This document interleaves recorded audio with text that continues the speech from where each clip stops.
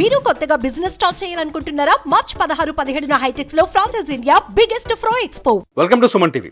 గోడ దూకిన నాయకులందరికీ అనుకున్నట్టుగానే ఇదివరకు గతంలో మనం చెప్పుకున్నట్టుగానే ఇతర పార్టీల నుంచి గోడ దూకి వచ్చిన నాయకులందరికీ ప్రాధాన్యత కల్పిస్తూ బీజేపీ జాతీయ నాయకత్వం తెలంగాణలో 6 టికెట్లను ప్రకటించింది. మొత్తం 72 మందితో జాతీయ స్థాయిలో టికెట్లను ప్రకటించింది. 72 మందితో జాబితాను ప్రకటించి ఇందులో 6 స్థానాలకు తెలంగాణలో 6 స్థానాలకి అభ్యర్థులను ఖరారు చేస్తూ వచ్చింది బీజేపీ. ఇందులో గోడ దూకిన నాయకులకే అధిక ప్రాధాన్యత ఇచ్చింది. ఉదయం నుంచి మనం చూస్తున్నాం. నిన్న కొద్ది రోజులుగా తెలంగాణలో ఒక చర్చ జరుగుతుంది. ఎవరైతే బీజేపీలో చేరుతారో, బీఆర్ఎస్ నుంచి కానీ లేకపోతే కాంగ్రెస్ నుంచి కానీ బీజేపీలో చేరారో ఆ నాయకులకి అధిక ప్రాధాన్యత ఇస్తూ వచ్చింది బీజేపీ. మొదటి నుంచి తెలంగాణలో ఉన్న బీజేపీ నాయకులు ఎవరైతే ఆశావాహులుగా ఉన్నారో, ఎవరైతే ఎంపీ టికెట్ వస్తుందని ఆశతో ఉన్నారో వాళ్ళందరికీ ఒక రకంగా పక్కన పెట్టిందని చెప్పాలి. తెలంగాణలో పార్టీని విస్తరించడానికి బీజేపీ అనేక వ్యూహాలు చేస్తోంది.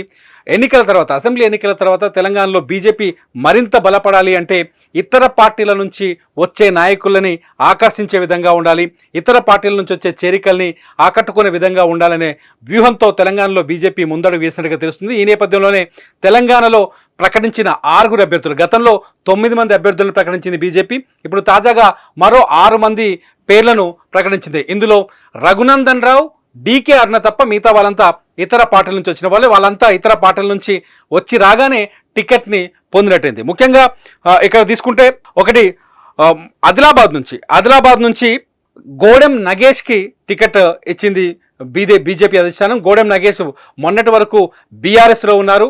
ఆయన ఈ మధ్యనే పార్టీ మారారు, బీజేపీ కండువా కప్పుకున్నారు. బీజేపీ కండువా కప్పుకున్న వెంటనే గతంలో బీబీ పాటిల్కు జహీరాబాద్ టికెట్ ఎలా ఇచ్చారో ఇక్కడ కూడా గోడెం నగేష్కి ఆదిలాబాద్ టికెట్ని ప్రకటించారు. అక్కడ సిట్టింగ్ ఎంపీ, గతంలో బీజేపీ ఉన్నప్పటికీ సిట్టింగ్ ఎంపీకి ఆ ఛాయిస్ ఇవ్వకుండా ఈసారి నగేష్ని ఎంపిక చేశారు ఆదిలాబాద్ నుంచి. ఇకపోతే పెద్దపల్లి నుంచి గోమాస శ్రీనివాస్కి టికెట్ ఇచ్చారు. పెద్దపల్లి నుంచి అనేక మంది, ఇది ఎస్సీ రిజర్వ్డ్ నియోజకవర్గం, ఇక్కడ నుంచి అనేక మంది ట్రై చేశారు. ఈ మధ్యనే ఎవరైతే రచయిత సింగర్గా ఉన్నారో మిట్టపల్లి సురేందర్ పెద్దపల్లి టికెట్ను ఆశిస్తూ బీజేపీ నాయకత్వాన్ని కలిసే ప్రయత్నం చేశారు. కిషన్ రెడ్డిని కూడా భేటీ అయ్యారు. కానీ మిట్టపల్లి సురేందర్కి ఇక్కడ అవకాశం దక్కలేదు. ఇక్కడ గోమాస శ్రీనివాస్, కాంగ్రెస్ నుంచి వచ్చిన కీలక నాయకుడు గోమాస శ్రీనివాస్కి ఇక్కడ బీజేపీ టికెట్ ఇచ్చింది. ఇకపోతే మెదక్ మొదటి నుంచి రఘునందన్ రావు వస్తుందని మొదటి నుంచి అంచనాలు ఉన్నాయి. మెదక్ నుంచి రఘునందన్ రావే పోటీ చేస్తారని అంచనాలు ఉన్నాయి. అంచనాలకు తగ్గట్టుగానే మెదక్లో పెద్ద కాంపిటీషన్ కనిపించలేదు. అంచనాలకు తగ్గట్టుగానే రఘునందన్ రావుకు ఇక్కడ అవకాశం దక్కింది. ఇకపోతే నల్గొండలో ఎవరైతే ఇంతకుముందుకు అనుకున్నారు, నల్గొండలో కూడా సేమ్ గోడ దూకిన వ్యక్తి అని చెప్పాలి. ఇక్కడ కారు దిగేసి వచ్చిన సైదిరెడ్డి, ఎవరు శానంపూడి సైదిరెడ్డికి ఇక్కడ బీజేపీ అధిష్టానం టికెట్ ఇచ్చింది. సైదిరెడ్డి 2-3 రోజుల క్రితమే బీజేపీలో చేరారు. కిషన్ రెడ్డి నాయకత్వంలో సైదిరెడ్డికి ఇక్కడ టికెట్ వస్తుందని మొదటి జాబితా విడుదలైనప్పుడే కొన్ని అంచనాలు వచ్చాయి. సైదిరెడ్డి పార్టీ మారబోతున్నారు, సైదిరెడ్డికి నల్గొండ టికెట్ ఇస్తారనే ప్రచారం జరిగింది.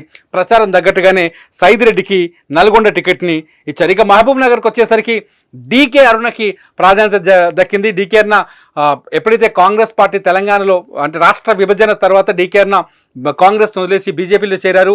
బీజేపీలో కీలక స్థాయిలో పనిచేస్తున్నారు. బీజేపీ జాతీయ మహిళా అధ్యక్షురాలుగా కూడా ఉపాధ్యక్షురాలుగా కూడా పనిచేస్తున్నారు ప్రస్తుతం. ఇక్కడ జితేందర్ రెడ్డికి టికెట్ వస్తుందని ఆశించారు. జితేందర్ రెడ్డి బీజేపీలో కీలక నేతగా ఉన్నారు. గతంలో మహబూబ్ నగర్ నుంచి జితేందర్ రెడ్డి ఎంపీగా గెలిచిన సందర్భం కూడా ఉంది. ఎంపీగా పోటీ చేసి ప్రాతినిధ్యం వహించిన సందర్భంగా ఉంది తెలంగాణ ఉద్యమం సమయంలో. ఆ తర్వాత జితేందర్ రెడ్డి బీఆర్ఎస్లో చేరారు. ఆ తర్వాత జితేందర్ రెడ్డి మళ్ళీ బీఆర్ఎస్ను వదిలేసి ఈ మధ్య కాలంలో బీజేపీలో చేరారు. ప్రస్తుతం జితేందర్ రెడ్డి బీజేపీలో కూడా కీలక నేతగా ఉన్నారు. కానీ జితేందర్ రెడ్డికి అవకాశం దక్కలేదు. ఇక్కడ డీకే అరుణకు టికెట్ దక్కింది. డీకే అరుణ మహబూబ్ నగర్ నుంచి ఎంపీగా పోటీ చేయబోతున్నారు. ఇకపోతే మహబూబాబాద్ ఎస్టీ రిజర్వ్ నియోజకవర్గం ఇది మహబూబాబాద్లో కాంగ్రెస్ నుంచి బలరాం నాయక్ పోటీ చేస్తున్నారు. గతంలో బీఆర్ఎస్ నుంచి సీతారాం నాయక్, ఎవరైతే కాకతీయ యూనివర్సిటీలో ప్రొఫెసర్గా పనిచేశారో సీతారాం నాయక్, ఆయన తెలంగాణ ఉద్యమంలో కూడా కీలకమైన పాత్ర పోషించారు. అంతేకాదు అప్పటి మాజీ ముఖ్యమంత్రి కేసీఆర్కి అత్యంత దగ్గరగా పనిచేశారు, అనునాయుడుగా పనిచేశారు, అనుచరుడుగా పనిచేశారు. కానీ కొద్ది కాలంగా సీతారాం నాయక్ బీఆర్ఎస్కి దూరంగా ఉన్నారు.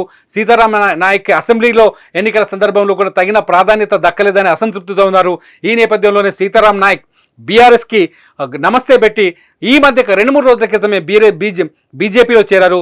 బీజేపీలో చేరిన వెంటనే సీతారాం నాయక్కి టికెట్ని కేటాయిస్తూ అధిష్టానం కీలక నిర్ణయం తీసుకుంది. ఇకపోతే తెలంగాణలో ఇంకా 2 నియోజకవర్గాలు, మొత్తం 15 లోక్సభ స్థానాలకి ఇప్పటికే బీజేపీ అభ్యర్థులను ప్రకటించింది. గతంలో ప్రకటించిన 9 మంది ప్రచారంలో బిజీగా ఉన్నారు. ఇంకొక 2 లోక్సభ పార్లమెంట్ నియోజకవర్గాలు పెండింగ్లో ఉన్నాయి. ఒకటి వరంగల్, రెండోది వచ్చేసి ఖమ్మం. ఖమ్మంలో ఎవరికి టికెట్ కేటాయిస్తారు? ఎందుకంటే ఖమ్మంలో కాంగ్రెస్ బలంగా కనిపిస్తోంది. ఖమ్మం అన్ని అసెంబ్లీ సెగ్మెంట్లలో కాంగ్రెస్ ఘనమైన విజయం సాధించింది. ఖమ్మంలో బీజేపీ అభ్యర్థి ఎవరు అనేది కొంత చర్చ నడుస్తుంది. ఇటుపోతే వరంగల్ అభ్యర్థిని కూడా దాదాపు ఖరారు చేసినట్టుగా తెలిసింది బీజేపీ. వర్ధన్నపేటలో బీఆర్ఎస్ ఎమ్మెల్యేగా ఓటమి పాలైన ఆరూరి రమేష్కి వరంగల్ బీజేపీ అభ్యర్థిగా టికెట్ ఇస్తారని చెప్పేసి చర్చ జరిగింది. కాకపోతే ఆరూరి రమేష్ ఇప్పటికే తన కార్యకర్తలతో సమావేశమై తన నిర్ణయాన్ని ప్రకటించేలోపే బీఆర్ఎస్ మరోసారి ఆయన్ని కబ్జా చేసినంత పనిచేసింది. వరంగల్ జిల్లా మంత్రి ఎవరైతే ఉన్నారో ఎర్రబెల్లి దయాకర్ రావు ఆరూరి రమేష్ని సముదాయించేందుకు ఆయన దగ్గరికి వెళ్ళి ఆయన తీసుకొని ముఖ్యమంత్రి, హైదరాబాద్లో ఉన్న మాజీ ముఖ్యమంత్రి కేసీఆర్ ఇంటికి తీసుకొచ్చారు. ప్రస్తుతానికి ఆ చర్చలు కొనసాగుతున్నాయి. నిజానికి ఇవాల్టి లిస్టులోనే ఆరూరి రమేష్ పేరు వస్తుంది అనుకున్నారు. కానీ ఇవాళ జరిగిన హైడ్రామా నేపథ్యంలో ఆరూరి రమేష్ పేరు పెండింగ్లోకి వచ్చినట్టుగా తెలుస్తుంది. రమేష్ నిర్ణయం ఏంటనేది ఇప్పుడు బయటకు రావాల్సింది. మొత్తంగా ఎవరైతే బీఆర్ఎస్ పార్టీని వదిలేసి వచ్చారో, ఎవరైతే ఇతర పార్టీల నుంచి కొత్తగా బీజేపీలో చేరారో వాళ్ళకే అది బీజేపీ జాతీయ నాయకత్వం అధిక ప్రాధాన్యతనిస్తూ వాళ్ళకే టికెట్లను కేటాయించింది. మొదటి నుంచి ఇదే చర్చ జరుగుతుంది. తెలంగాణలో బీజేపీ విస్తరించాలంటే వలసల సంఖ్య పెరగాలి, ఇతర పార్టీల వచ్చే నాయకుల సంఖ్య పెరగాలి, ఇతర పార్టీల నుంచి వచ్చే క్యాడర్ పెరగాలి. అప్పుడే తెలంగాణలో బీజేపీ అసెంబ్లీ ఎన్నికలను కూడా ఢీకొట్టే పరిస్థితికి వెళ్తుంది. అసెంబ్లీ పైన పట్టు, వచ్చే అసెంబ్లీ ఎన్నికల నాటికి తెలంగాణలో అధికారం చేజిక్కించుకోవాలనే వ్యూహానికి ఇప్పటి నుంచే పునాది వేస్తున్నారు. చాలా స్పష్టంగా అర్థమవుతుంది. మొత్తానికి బీజేపీ నేతలు కూడా మొదటి నుంచి మాట్లాడుతున్నారు. ఇక తెలంగాణలో కాంగ్రెస్కి వైరిపక్షం, ప్రతిపక్షం బీజేపీ తప్ప బీఆర్ఎస్ కాదంటున్నారు. నిన్నటి వరకు బీఆర్ఎస్తో దోస్తీ ఉంది, అంతర్గత స్నేహం ఉందనే చర్చ నేపథ్యంలో ఇప్పుడు బీఆర్ఎస్లో ఉండే నాయకుల్ని ఆకట్టుకునే ప్రయత్నం చేస్తుంది బీజేపీ అనే చర్చకి ఇవాళ తెరలేసింది. ఇవాళ బీజేపీ లిస్టు చూస్తే కూడా అలాగే కనిపించింది. చూద్దాం పార్లమెంట్ ఎన్నికల్లో బీజేపీ పర్ఫార్మెన్స్ ఎలా ఉండబోతుందో.